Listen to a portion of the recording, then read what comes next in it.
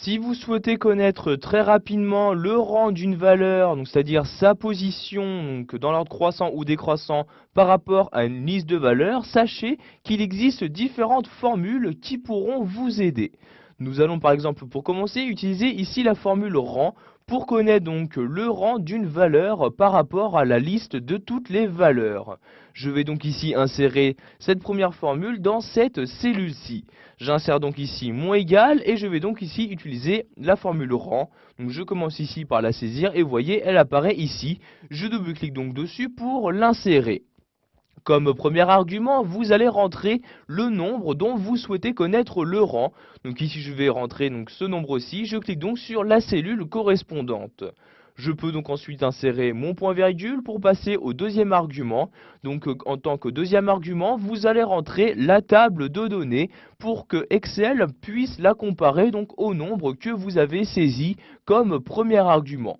Donc ici, je clique sur la première cellule et je descends donc en maintenant le clic de ma souris pour sélectionner toutes les cellules de ma liste de données. Ensuite, donc vous voyez, les cellules sont insérées.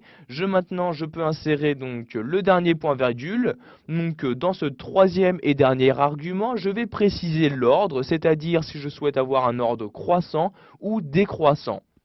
Donc ici, je souhaite afficher donc les valeurs, donc par exemple que la numéro 1 soit la plus petite. Je vais donc ici utiliser l'ordre croissant. J'insère donc un 1 comme ceci. Puis maintenant, je ferme la parenthèse et j'appuie sur la touche Entrée de mon clavier.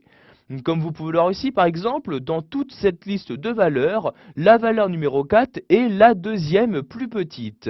Vous avez bien évidemment la possibilité d'étendre cette formule pour avoir donc ici le rang de toutes les valeurs présentes dans ces cellules-ci. Donc ici je sélectionne la cellule et je l'étends de cette manière. Donc je clique ici et en maintenant le clic de ma souris, je la descends donc jusque tout en bas donc de ma table ici de données. Je lâche le clic de ma souris et vous avez donc ici les différentes valeurs qui apparaissent.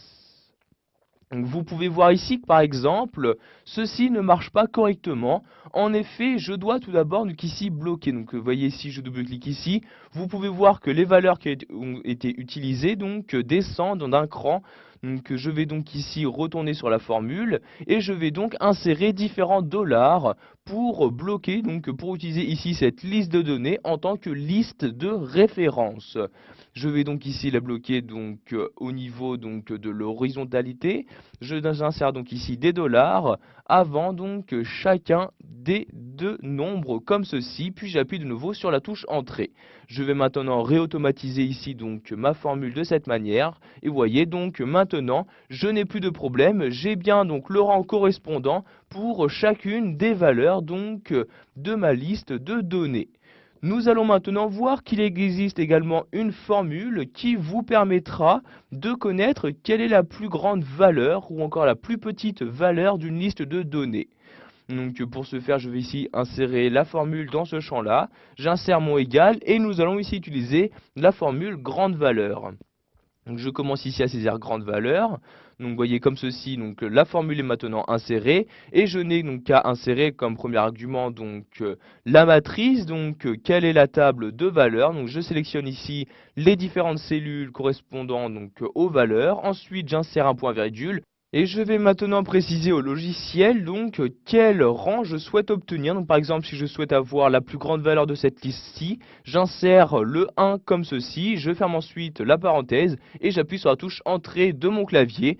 Donc comme vous pouvez le voir, maintenant je sais, donc j'ai pu savoir très rapidement que dans cette liste de données, la plus grande valeur est le nombre 94.